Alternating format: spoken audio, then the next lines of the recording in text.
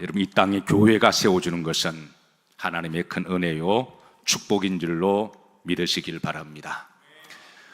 우리나라에 최초의 장로교회가 세워진 연도가 다 아시겠지만 따라서 하십니다. 1887년. 그게 바로 세문안 장로교회입니다. 그러니까 장로교회의 아버지라고 불리는 이제 모교회라고 불리는 교회가 1887년에 정동에 세워졌습니다. 자, 그리고 2년 앞서 1885년에 우리나라의 최초의 감리교회가 세워졌는데, 자, 어느 교회죠? 정동 감리교회입니다. 그 정동 감리교회를 세우신 분이 누구시죠? 목회자라 그랬나요? 아펜젤러 목사님 잘 아시죠? 장로교회를 세운 선교사님은요, 언더우드 선교사님이시죠. 자, 그리고 1885년 2년 앞서서 우리나라의 최초로 세워진 교회가 있습니다. 그게 바로 우리가 지난번에 나누었던 바로 소래교회입니다. 그런데 놀라운 것은 이 소래교회를 우리나라의 최초의 대한민국 땅에 세운 사람이 바로 따라서 서상윤 씨가 됩니다.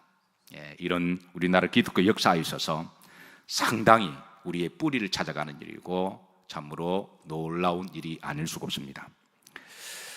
자, 지난번에 우리는 서상윤 씨와 우연을 통해서 필연의 만남으로 이어가게 하신 하나님의 그 존 로스 목사님에 대하여 우리가 좀 살폈습니다. 저는 믿습니다. 하나님이 우연을 통하여 필연의 만남으로 만나게 하시는 만남의 복이 있는 줄로 저는 믿습니다.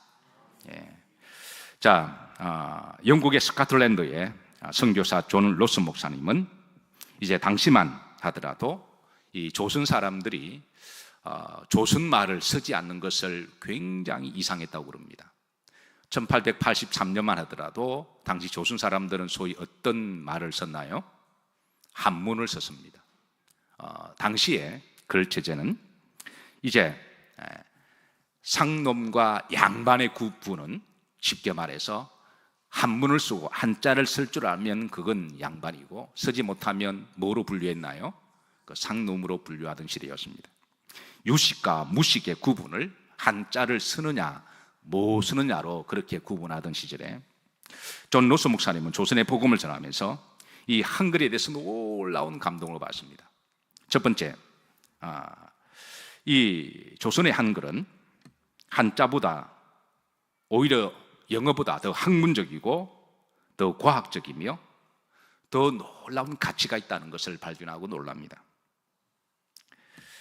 그래서 이 존 로스 목사님은 그 한글을 통해서 조선을 복음을 전하는데 굉장히 도움이 될 거라고 생각하고 이제 조선말을 공부하게 되는데요.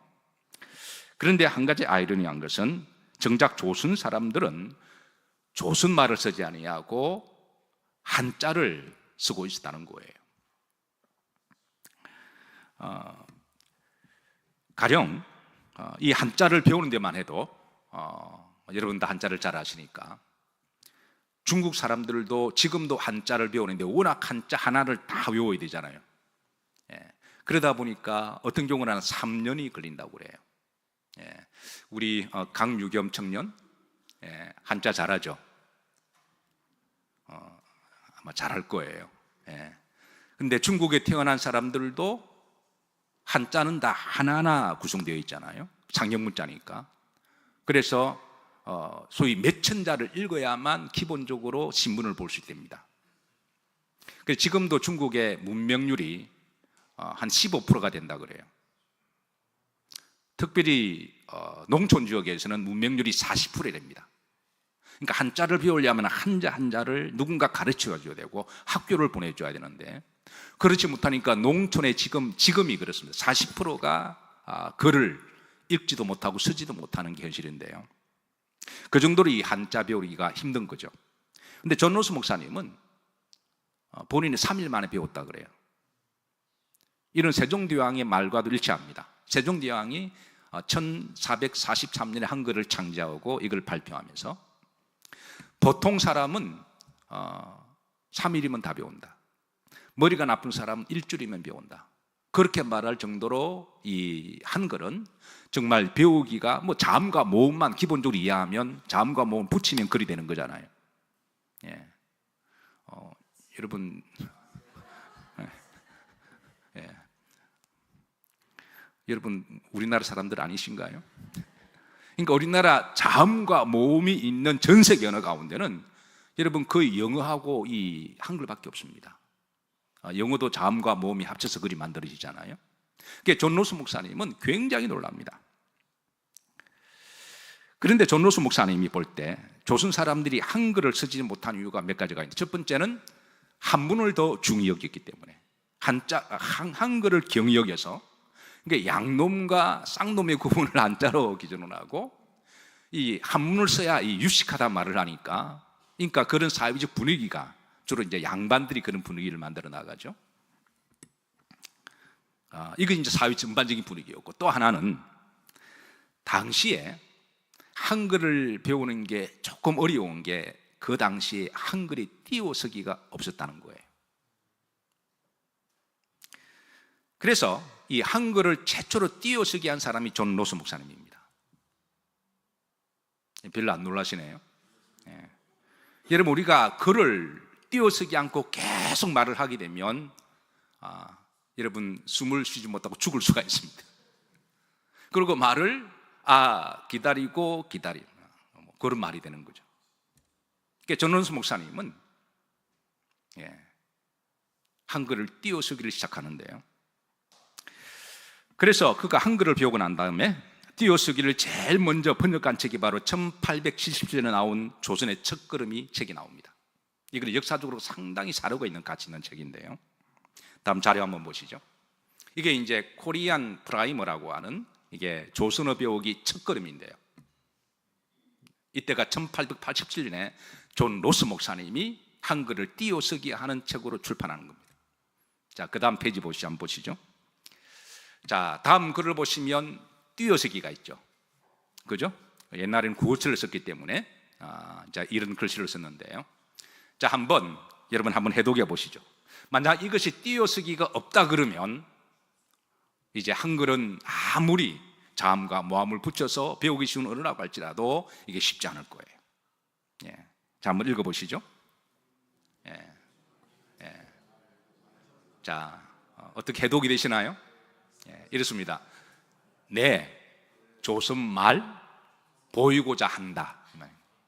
옛날에 구어체니까, 그러니까 내가 조선말을 여러분들에게 이제 보이고자 한다. 중요한 것은 띄어쓰기입니다. 그 다음에 당신이 나를 선생 대접하갔느니, 그러니까 내가 이제 당신들, 이거는 조선말을 가르치는, 당시에 조선 사람들 조선말을 몰랐으니까, 그리고 또 외국 사람들, 선교사들이나 이런 사람들에게 조선말을 가르칠 때에 내가 너를 선생을 가르치려고 했는데 나를 선생 대접해 주겠느냐라는 말입니다. 자, 그 다음 한번 읽어보시죠. 시작. 그러니까 당신이 대접을 하려면 겁니다. 당신이 너가 대접하려면, 그 다음은요. 역시 돈에 관한 한 빨리 눈치가 생기죠. 얼마나 주가슴 마을. 그러니까 내가 당신을 가르쳐 줄 테니까 약간 유머가 들어간, 뭐 돈 받고자 하는 건 아니죠, 사실은. 그러니까 약간 유머가 들어간 말입니다. 그러니까 얼마나 주가슴가 그럽니다. 그 다음은 쉽죠. 한 달의 능량이라고 이야기합니다. 자기 가르치는 그 정도 가치가 있다는 거예요. 한 달의 능량. 자, 그 다음 한번 읽으십시다. 시작. 자, 이 말은 좋은 선생은, 그러니까 자기를 끌어서 선생이 좋다는 거예요. 그러니까 좋은 선생은 만만히 뒷꿈말 안무니, 이 말은 좋은 선생은 내가 중국말도 할 줄 안다 그 말입니다. 왜? 이 사람 중국에 선교를 했고 만주에서 선교사를 한평생 하셨기 때문에 자기는 중국말도 좀 할 줄 안다는 거예요. 그래, 원래 영어 성경이 중국말로 번역이 되었죠. 우리나라 누가복음을 제일 먼저 번역한 중국말 가지고 이제 누가복음이 존 로스 목사님 번역하는데요. 그러니까 나 중국말도 할 줄 안다. 그러니까 우리나라 그때 중국말을 썼으니까. 자, 그리고 그 다음입니다. 무슨 말일까요? 조선말. 보이기마다 쉽다. 조선말은 보이기도 쉽고 가르치기도 쉽다. 이게 바로 이제 조선어 첫걸음에서 나와 있는 띄어쓰기 한. 여기에 중요한 거는 구어체보다 중요한 거는 뭐 한 게 중요하다라는 거예요? 띄어쓰기 한 게 중요한 겁니다. 참으로 놀라운 발견이 아닐 수가 없습니다. 이 존 로스 목사님의 영향으로 1896년, 그러니까 1877년에 이 띄어쓰기 첫 번째 이제 이게 되었으니까 그 다음부터 이제 조선의 띄어쓰기가 계속 발전되며 1896년 서재필, 우리나라 최고의 국문학자 주시경 장로님이십니다. 이 다 기독교인들이에요. 여러분 배제 학당에서 아펜젤러를 통하여 복음을 받아들이고 예수님을 믿고 우리나라 위대한 지도자들이 된 사람들입니다. 이분들이 나중에 독립신문을 발간하는데 띄어쓰기를 적용합니다. 별로 안 놀라시네요. 우리는 앞으로 한글을 쓸 때마다 세종대왕에 대한 감사를 가지고 있어야 될 겁니다.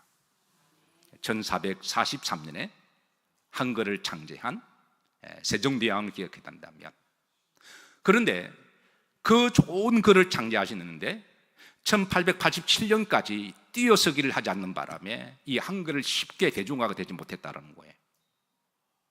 그래서 무려 433년 만에 이 한글이 띄어쓰기가 됩니다. 누가 띄어쓰기를 했다고요? 존 로스 목사님이십니다.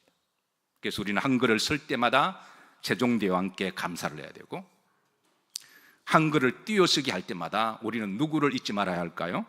존 로스 목사님입니다. 존 로스 목사님과 서상륜 씨의 만남에 필연을 통하여 축복의 만남으로 정말 우연히 만났다고 제가 지난주에 말씀드렸죠. 정말 우연의 만남입니다. 세상의 대부분의 만남 우연으로 시작하죠. 우연히 만났는데, 근데 정말 우연으로 끝날 때가 대부분입니다. 근데 그 우연이 어떻게 하면 악연으로 끝날 때 정말 가슴 아프죠. 차라리 만나지 말아야 할 것을. 근데 어떤 사람은 그 우연을 통해서 하나님의 축복의 만남으로 이어가는 사람이 만남의 복이 있는 사람입니다. 우리가 만남의 복 자꾸 이야기하는데, 나는 가만히 있는데 좋은 사람, 그런 사람은 없습니다. 나는 가만히 있는데 누가 나에게 와서, 그런 건 없어요. 하나님은 뿌린 대로 굳게 하십니다.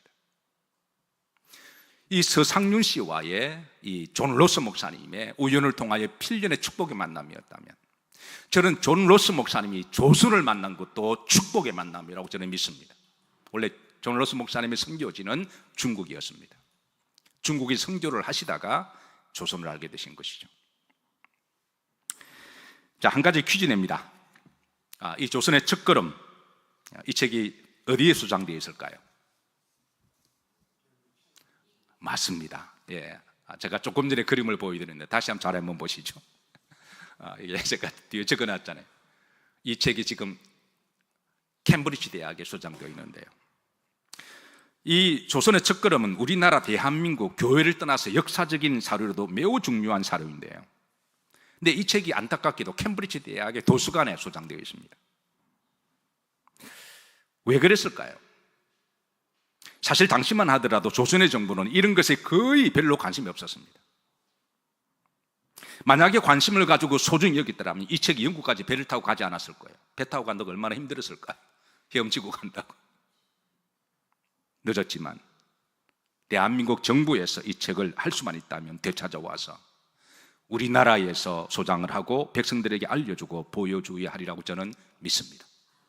이게 국가가 하지 않는다면 누군가가 나서라도 해야 될 충분히 가치가 있는 일이라고 저는 그렇게 믿습니다. 자, 다시 서상륜 씨의 믿음의 여정으로 돌아옵니다. 자, 존 로스 목사님으로부터 복음을 받아들이고 이제 1883년에 다시 이제 황희도로 돌아옵니다. 돌아올 때 성경 100권을 가지고 돌아옵니다. 누가복음 번역한 성경을 100권을 가지고 돌아와요. 여러분, 지금은 이 세가 발전이 이렇게 막 돼서 종이값도 사잖아요. 근데 그 당시에 여러분 성경 한 권이 결코 적은 금액이 아닙니다. 출판도 거의 없었고요.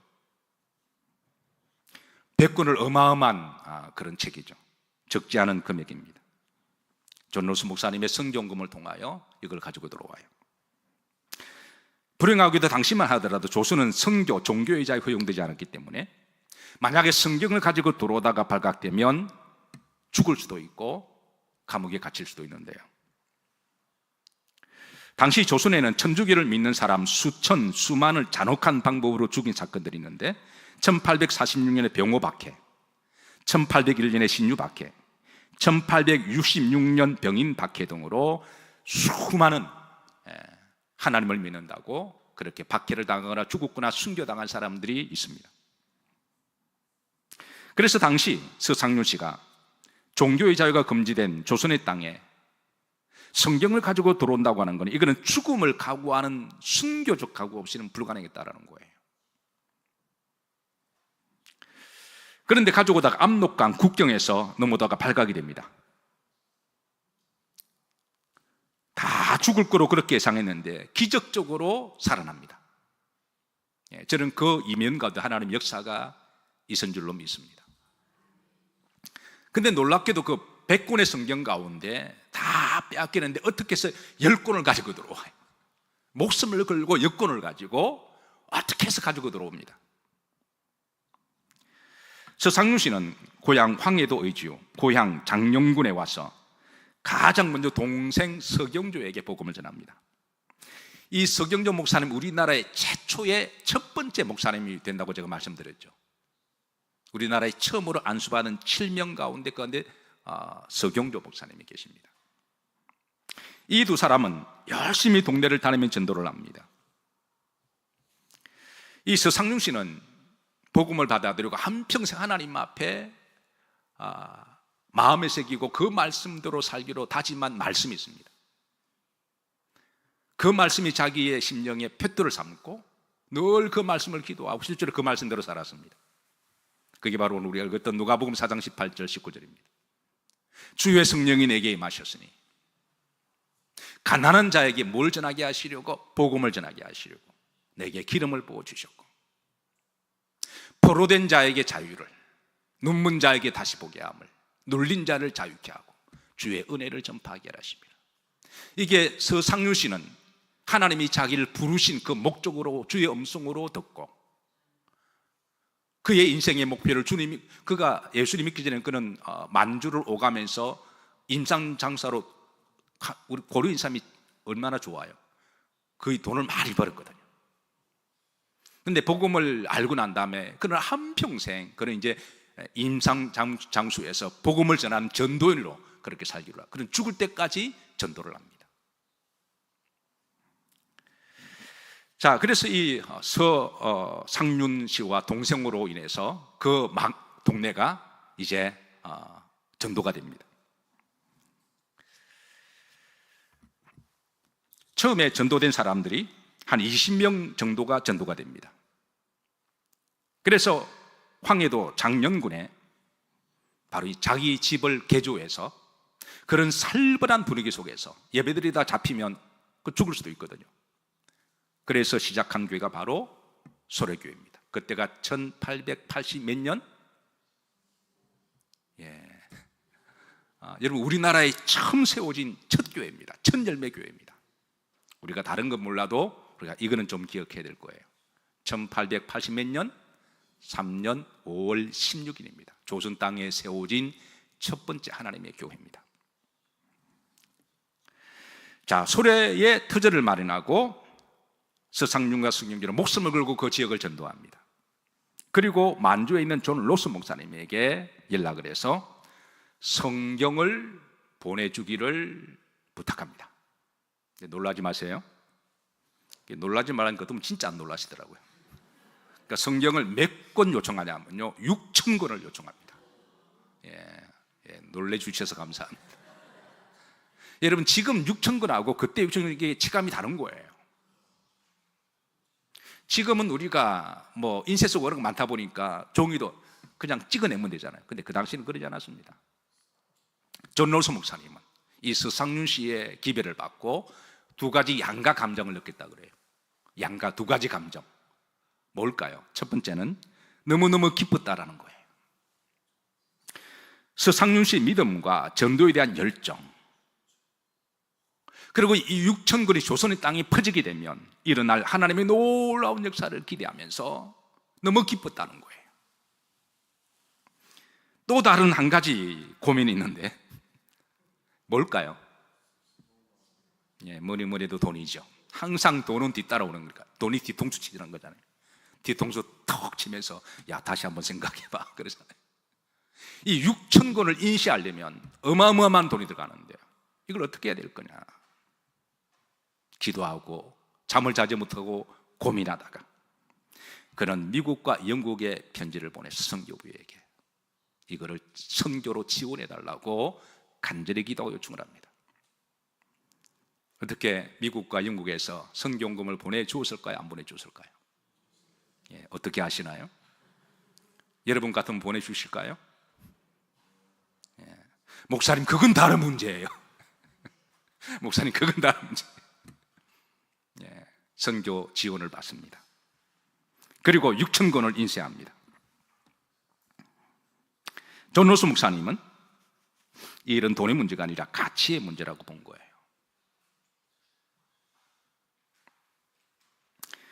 그리고 6천 권을 조선의 땅에 배편으로 보냅니다. 잘 포장해가지고.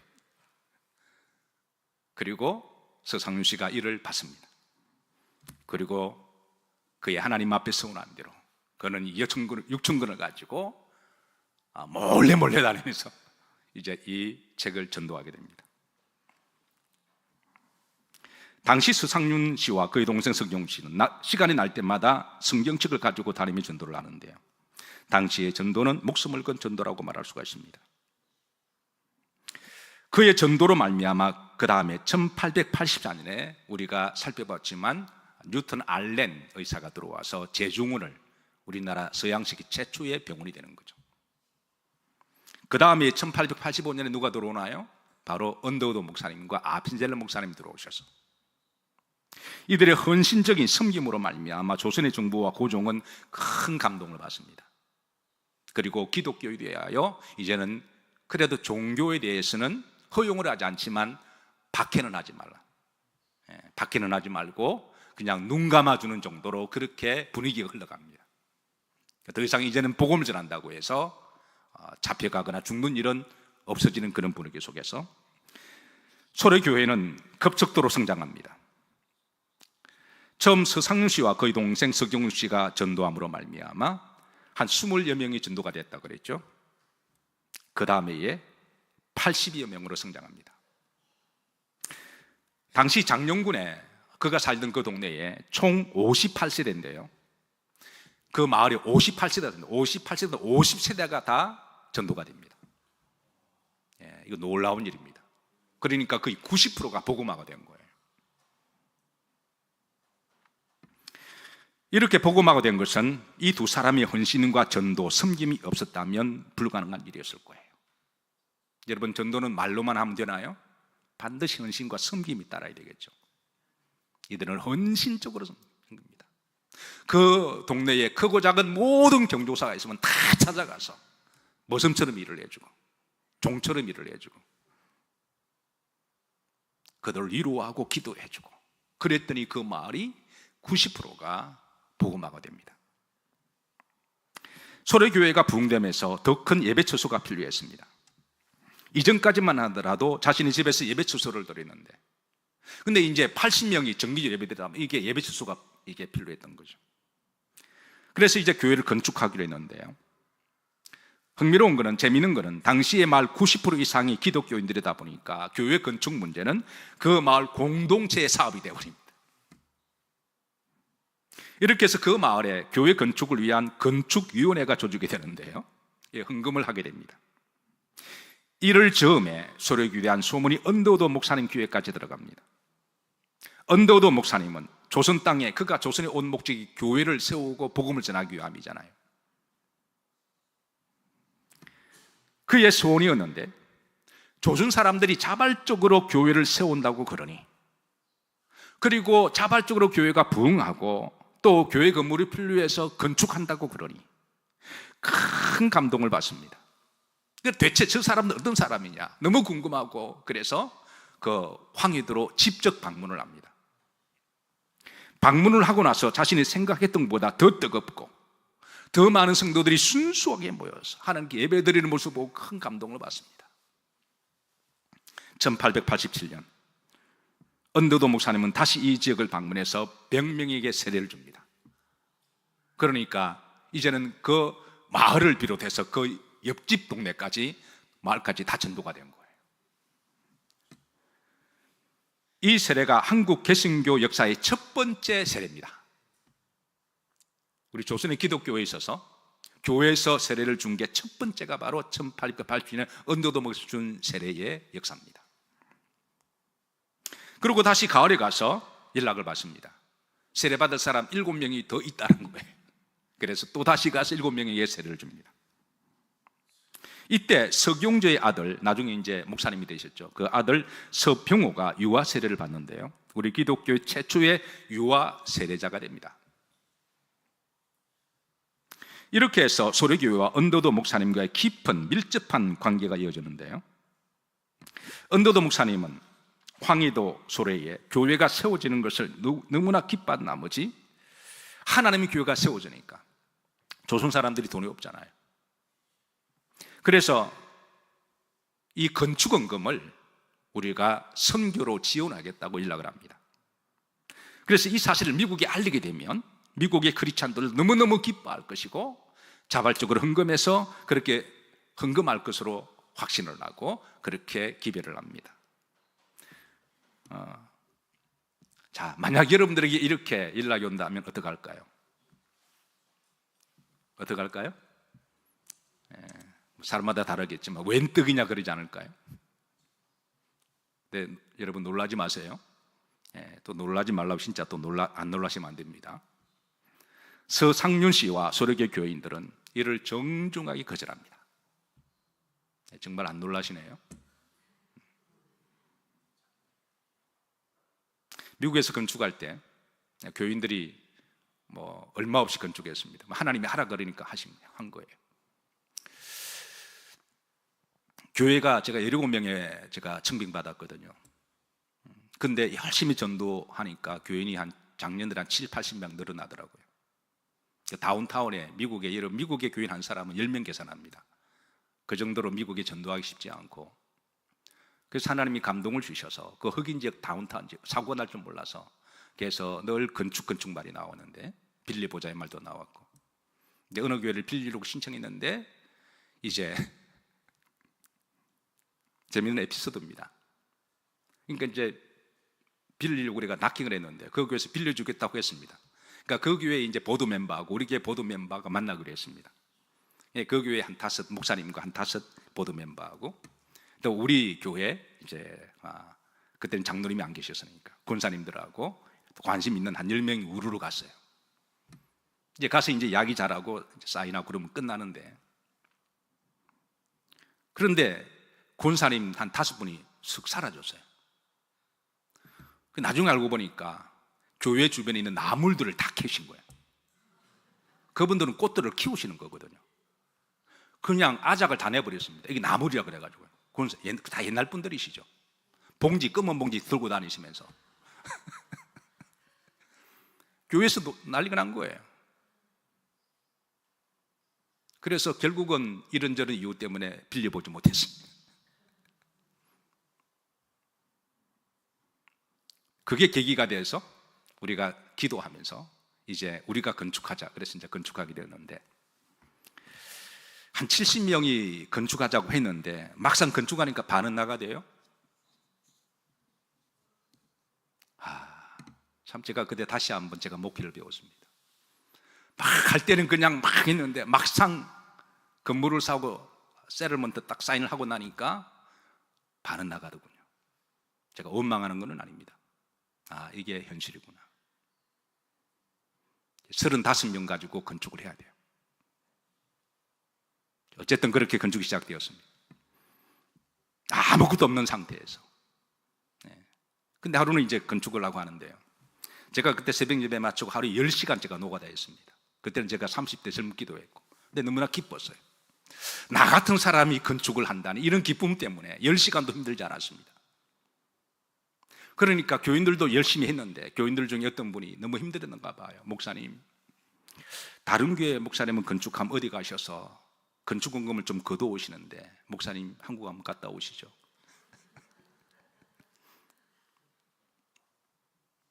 제가 그 말을 듣고, 물론 제가 한국 갔다 오면 제가 편하죠.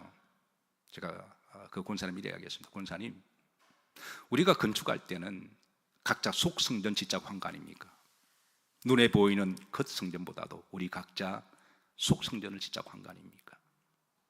하나님이 하라고 하신 것이고, 그리고 두 번째, 만약에 우리가 누구한테 도움받아서 건축했다면 그분들이 짓는 것이지 우리가 짓는 것일까요? 그럼 하늘의 상급은 그분들이 받는 것이니까 오히려 우리가 하는 게 더 낫지 않을까요? 그리고 이게 건축을 빨리 하고 자랑하는 게 목적이 아니잖아요. 우리 능력껏 하다가 안 되면 좀 쉬었다 하고, 하나님이 또 주시면 하고, 안 되면 몸으로 띄우고. 그래서 우리가 한평생 걸리더라도, 우리가 아니면 우리 다음 세대가 하더라도 우리가 각자 속성전 짓는 마음으로 그렇게 건축을 하십시다. 근데 참 감사한 거는 그때 우리 교인들이 다 착했거든요. 목사를 닮아서 다 착했습니다. 예, 다행히 아멘해 주셔서.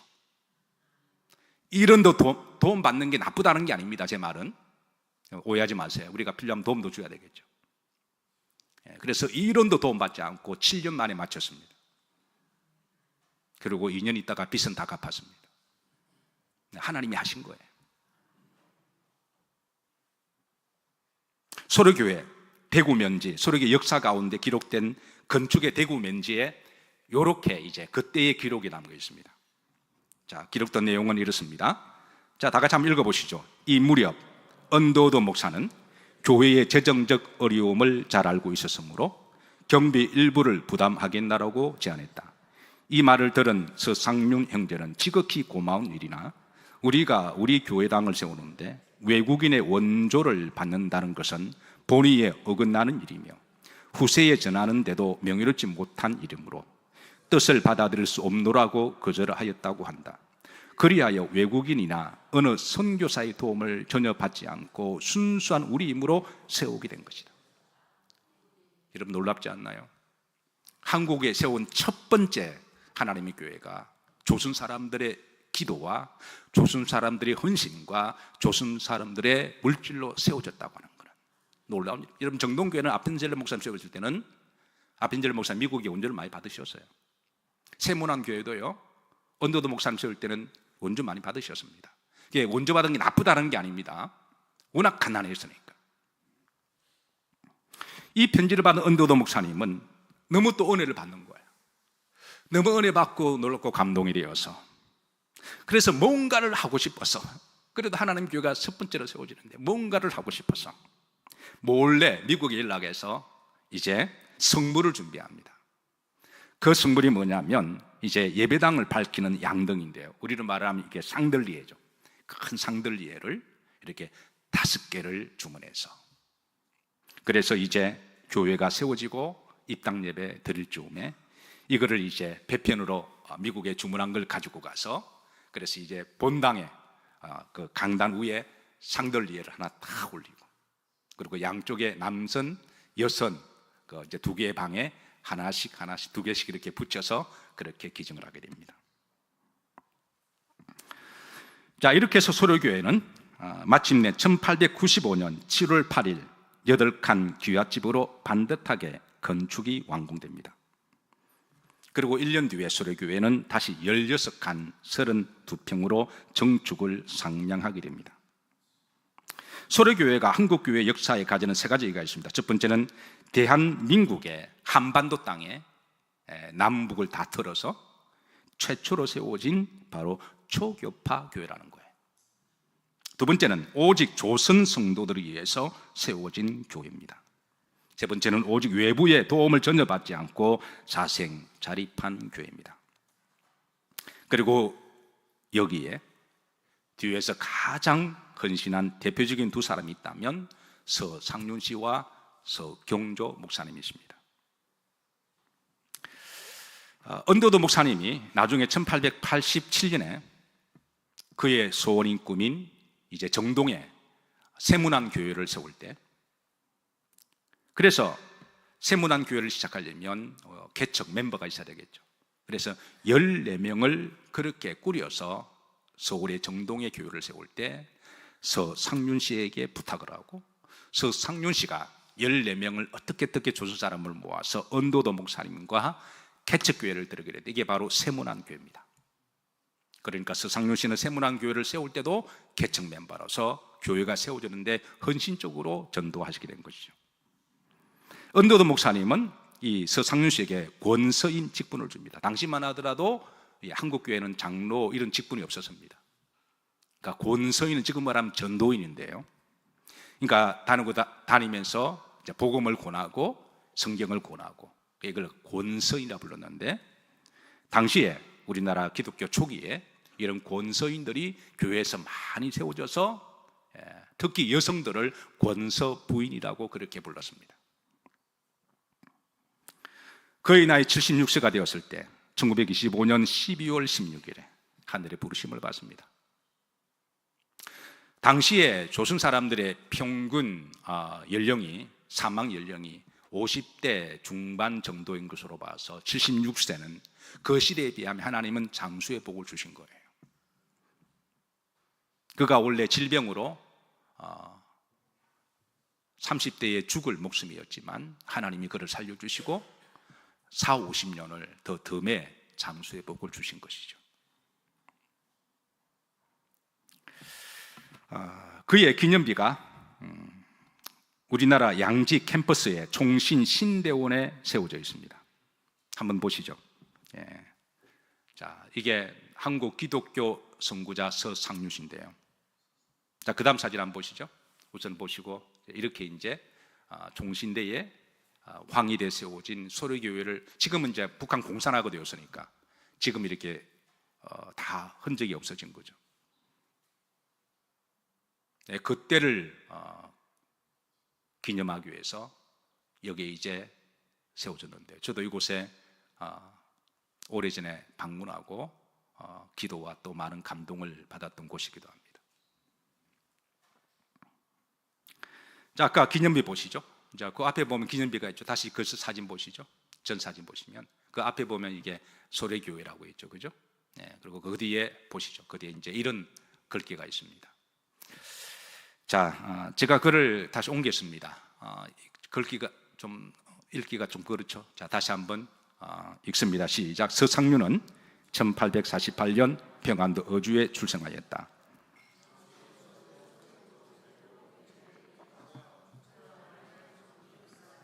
나라는 가난과 온갖 전염병에 시달리며 문화와 문명의 세계를 모른 채 살아가는 백성들이 많았다. 그때 의주에서 고려문을 드나들며 홍삼 장사를 하던 서상륜은 1878년에 만주에서 활동하던 로스와 맥켄다이어 선교사를 만나 그들에게 조선말을 가르쳐주는 일을 하다가 성경을 읽고 감동되어 로스 목사의 전도로 예수님을 영접하고 세례를 받았다. 그는 1882년 로스 선교사와 함께 최초로 누가복음서를 한글로 번역하여 발간하였다. 그 후에는 그는 자신이 번역한 누가복음서를 가지고 고향인 의주로 잠입, 황해도 장년소래에서 전도 활동을 하다가 1883년에 소래교회를 세움으로써 마침내 한국 최초 자생교회를 세우는 업적을 남겼다. 그는 1887년 세문안 교회가 세워질 때에도 큰 공을 세웠으며, 또한 과선, 관북, 관선입니다. 관북 지방의 권서로 복음사에게도 크게 기여한 후에 1926년에 생을 마감하였다. 한국 기독교 선교 역사의 초석을 이루며 빛을 드러내 그의 위대한 업적과 숭고한 신앙을 국민에게 널리 알리고 한국 복음화와 세계 선교의 기폭제를 삼고자 한국 기독교 선교자 서상륜의 기념비를 여기에 세운다. 그리고 그가 그 묘비 뒤에 그가 평소에 늘 사랑하고 또 신앙이 이정표를 삼았고 그 말씀대로 살기로 다짐했던 성경 말씀이 누가복음 4장 18절과 19절이 그 밑에 그렇게 기록되어 있습니다. 그가 한평생 붙들었던 말씀, 한평생 그 말씀대로 살기를 기도했고 또 실제로 그 말씀대로 살았습니다. 여기 보시면 주의 성령이 내게 임하셨으니, 그러니까 서상윤 씨는 자기가 예수님을 믿게 된 것은 하나님의 성령으로 나를 택해 주시는 필연적인 하나님의 부르심이었다는 거예요. 부르신 것은 가난한 자에게 뭘 전하게 하시려고. 여러분, 그 당시 조선이 얼마나 가난했나요? 아프리카보다 못 살았습니다. 가난한 자에게 복음을 전하게 하시려고 내게 기름을 부어주시고, 그리고 포로된 자에게 자유를. 여러분, 당시만 하더라도요, 우리나라 양반은 5%에서 10%였대. 나머지는 양반들이 볼 때는 다 쌍놈들이고 다 노예고 다 포로들이었습니다. 포로된 자에게 뭐를? 자유를. 눈먼 자에게, 당신은 다 영적으로, 여러분 그때 우리 죄가 뭔지 몰랐잖아요. 우상숭배가 죄인지 몰랐잖아요. 뭐가 죄가, 뭐가 원죄가 뭔지, 마귀에 어떻게, 그거 다 몰랐잖아요. 눈먼 자에게 마귀함을 보게 하시고, 눌린 자를, 눌렸던 자, 그때 얼마나 많이 무시했나요? 하대하고 무시하고 밟아버리고 때리고. 우리 어릴 때 왜 선생님들이 많이 때렸는지 모르겠어요. 아마 본인들도 얻어 터지고 자라서 그런 것 같기도 해요. 학생 다닐 때 안 터지신 분 손 들어보세요. 학생 다닐 때 터지신 분 손 들어보시죠. 공부를 못해서 터진 게 아니라 그때는 선생님들이 많이 때렸어요. 안 그런 분도 계시지만, 우리 어릴 때 참 많이 맞아요. 본인들도 한이 많아서 그러던 것 같아요. 아버지 마시노, 아버지 마시노. 아버지와 무슨 관계 있나요? 눌린 자에게 자유를 주시려고 주의 은혜의 해를 전파하려 합니다. 그는 이 서상춘 실제로 그렇게 사셨어요. 그는 한평생 그런 전도의 삶을 사셨습니다. 그리고 우리나라 복음화 되는데 복음의 씨앗이 되었습니다. 말씀을 마치며, 언젠가는 저는 북한이 통일되리라고 저는 그렇게 아직까지 믿습니다. 어떤 사람 많이들 포기하셨는데 우리가 복음으로 생각한다면 통일돼야 되죠. 그죠? 아멘인가요? 요즘 젊은 사람들은 좀 별로 우리 이채영 자매 통일되었으면 좋겠습니까? 안 됐으면 좋겠습니까?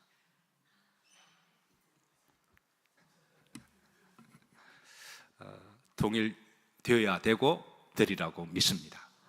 그 시간 문제라고 생각하는데요. 우리 교회 영북회가 있죠.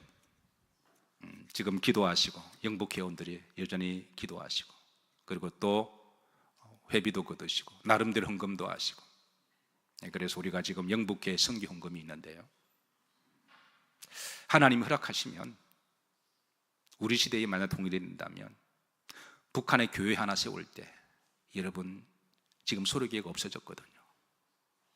우리나라에 처음으로 하나님이 세우신 그곳에 공산당들이 없애버렸지만, 안타깝게도 여러분 한국 교인들이 1000만이라 그러지만 소로교회에 대해서 아시는 분이 별로 없습니다. 우리나라 첫 번째 교회에 대한 그런 역사적 기록도 별로 귀하게 여기지 않고, 하나님 허락하신다면 첫 번째 세워진 바로 그곳에 하나님 교회를 세우는 것은 저는 충분히 가치가 있고 영광스러운 일이라고 믿으시면 아멘 하시죠. 다른 교회가 하기 전에 만약에 하나님이 통일시켜 주신다면 저 북한 땅에 그때 우리가 빨리빨리 움직여서 그곳에 먼저 선점을 하고 그렇게 하나님 교회가 세워진다면 하나님이 기뻐하시는 일이 아니실까, 그렇게 생각하며 오늘 드렸던 찬송 가운데 이 땅이 황무함을 보소서, 140년 전에 황무했던 그 땅이 지금은 하나님이 보실 때, 그때 앞으로 나오세요, 눈치게 나오세요. 그때 뿌렸던 그 열매들이 이 정도만 해도 저는 놀라운 역사라고 믿으며, 또 앞으로도 또 하나님이 주의 영광이 가득하기를 기도하고 소망하며 140년 전에 돌아가서 제가 그 마음으로 이 찬양을 드리고 기도하도록 하시겠습니다.